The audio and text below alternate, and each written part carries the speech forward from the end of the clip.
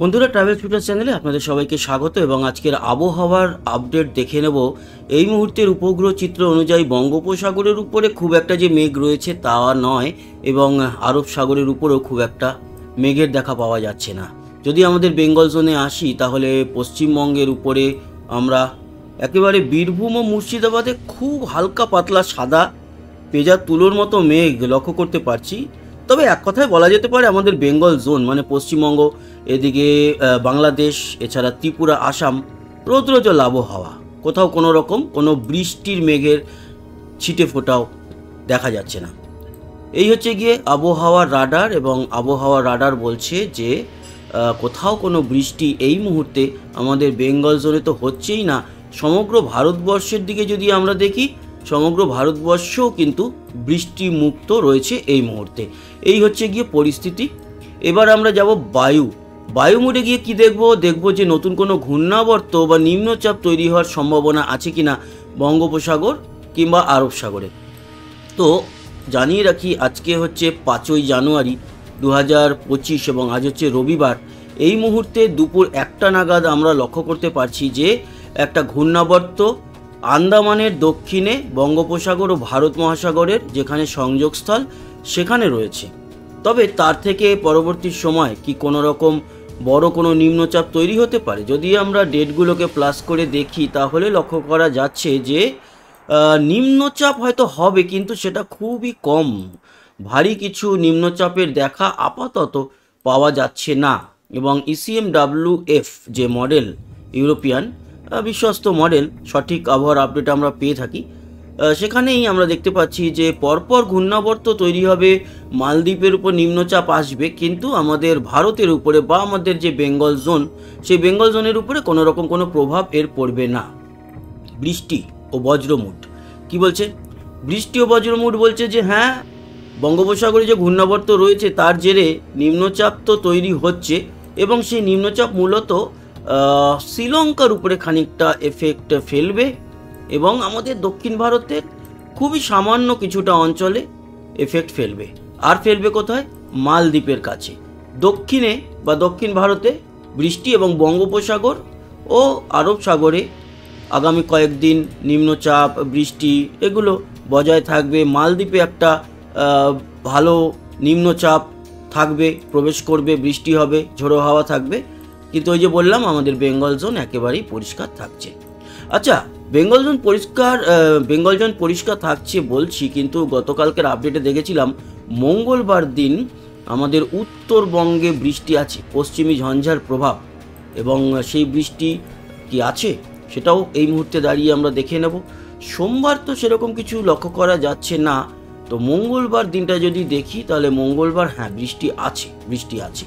মঙ্গলবার কিন্তু আমাদের উত্তরবঙ্গে বৃষ্টি থাকছে, এবং উত্তরবঙ্গের সবকটা জেলাতেই বৃষ্টি মঙ্গলবার লক্ষ্য করতে পারবো। যেমন শিলিগুড়ি, ওদলাবাড়ি, কার্শিয়াং, দার্জিলিং, জলপাইগুড়ি, ধূপগুড়ি, এদিকে আলিপুরদুয়ার, কোচবিহার, দিনহাটা, শীতলকুচি, তুফানগঞ্জ, মাথাভাঙা, বোদা, পঞ্চগড়, এটা বাংলাদেশের আর কি, দেবীগঞ্জ, জলঢাকা, এই সমস্ত জায়গায়, ঠাকুরগাঁও, এই জায়গাগুলোতে বৃষ্টি থাকবে মঙ্গলবার। এবং মঙ্গলবারের পর আবারও কিন্তু বৃষ্টির মেঘমুক্ত হয়ে যাবে, বৃষ্টিটা কেটে যাবে। তবে সেই বৃষ্টিটা বুধবার নাগাদ আসামের গুয়াহাটি ও গোয়ালপাড়ার দিক হয়ে জোরহাট, ডিব্রুগড়ের দিকে যাবে।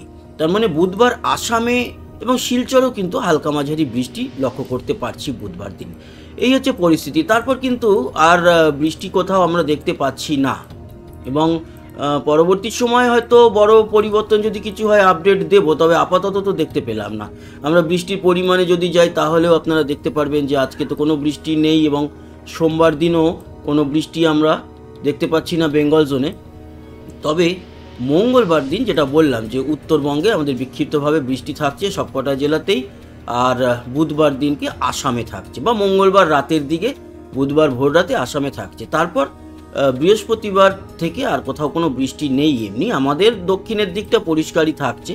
তবে হ্যাঁ, পরবর্তী সময় দার্জিলিংয়ের দিকে বৃষ্টি আসতে পারে। তবে আমাদের দক্ষিণ ভারত ও বঙ্গোপসাগরের দিকটা যদি দেখি তাহলে দেখতে পারবেন যে সেখানে কিন্তু বৃষ্টি বেশ ভালো থাকবে, এবং শ্রীলঙ্কা, এদিকে আন্দামানের পোর্ট ব্লেয়ারের দিকটাতে, এছাড়া মালদ্বীপে বেশ ভালোই বৃষ্টি কিন্তু লক্ষ্য করতে পারছি। কিন্তু আমাদের বেঙ্গল জোন মোটামুটি পরিষ্কার, মঙ্গলবারের বৃষ্টি ছাড়া আর কোথাও সেরকম কোনো বৃষ্টি নেই। এবার চলে আসি তাপমাত্রা কি বলছে, আমরা কি দেখতে পাচ্ছি সেটা দেখে নেব। দেখুন আজকের এই মুহূর্তের তাপমাত্রা আমাদের কলকাতাতে কিন্তু 26 ডিগ্রি।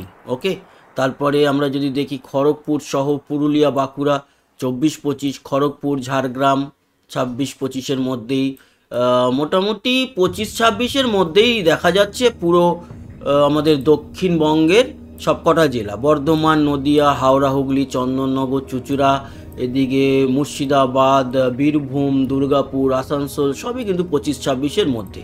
অন্যদিকে যদি আমরা উত্তরে যাই, উত্তরে মালদা 25 এবং বালুরঘাট বা উত্তর দিনাজপুরও কিন্তু মোটামুটি 25-26-এর মধ্যে। বালুরঘাট 27 দেখছি, তো ঠিক আছে, তবে ওই 25-26ই বলা যেতে পারে। এবং উত্তরে শিলিগুড়িও 25, দার্জিলিং 18 এবং কোচবিহার, আলিপুরদুয়ার, জলপাইগুড়ি, ধূপগুড়ি সব 25, শীতলকুচি, দিনহাটা সমস্ত জায়গায় কিন্তু 25 রয়েছে তাপমাত্রা। বাংলাদেশেও 26-27-এর মধ্যে, ঢাকাতে আবার 28, এছাড়া খুলনা, বরিশাল, রাজশাহী এসব জায়গা 25-26-এর মধ্যে। ময়মনসিংহ 27, সিলেট 28, ঢাকা, কুমিল্লা 28, এছাড়া চট্টগ্রাম, মহেশখালী, কক্সবাজার, টেকনাফ এগুলো 25-26-এর মধ্যে। এটা হচ্ছে এই মুহূর্তের তাপমাত্রা। এবং 28-29-এর মধ্যে ত্রিপুরা, শিলচর 28 এবং আসামের গোয়ালপাড়া, গুয়াহাটি সবই কিন্তু 24-25-এর মধ্যে। হোজাইটায় 26 রয়েছে। এই হচ্ছে আজকের দুপুরের সর্বোচ্চ তাপমাত্রা। এবার দেখে নেব তাপমাত্রা সর্বনিম্ন কোন জায়গায় গিয়ে পৌঁছাবে। ভোর 5টা নাগাদ তাপমাত্রা পৌঁছে যাবে সর্বনিম্ন কলকাতায় 16।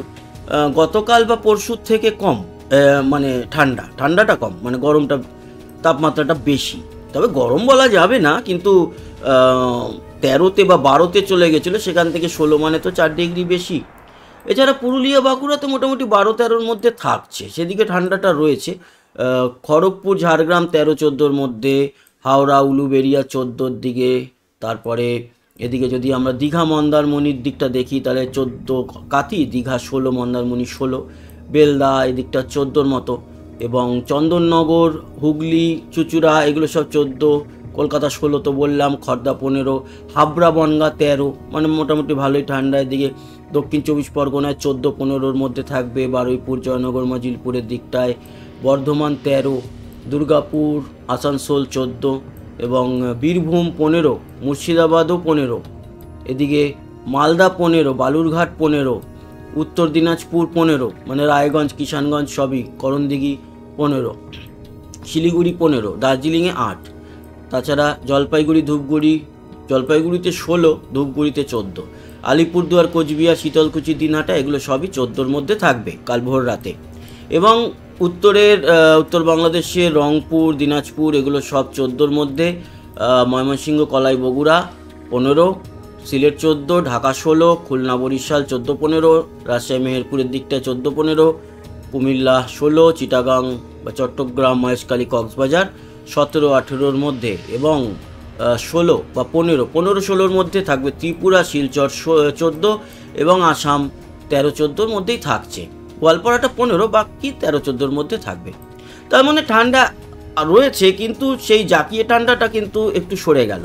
তারপরে দিনগুলোতে যদি দেখি, মঙ্গলবার ভোর রাতে মোটামুটি একই থাকবে, তবে বেশ কিছু জায়গাতে আবার একটু তাপমাত্রা ঊর্ধ্বগামীও হবে, যেমন ময়মনসিংহ, সিলেট এগুলো 17 বা দক্ষিণ ও উত্তর দিনাজপুর 16 মতো।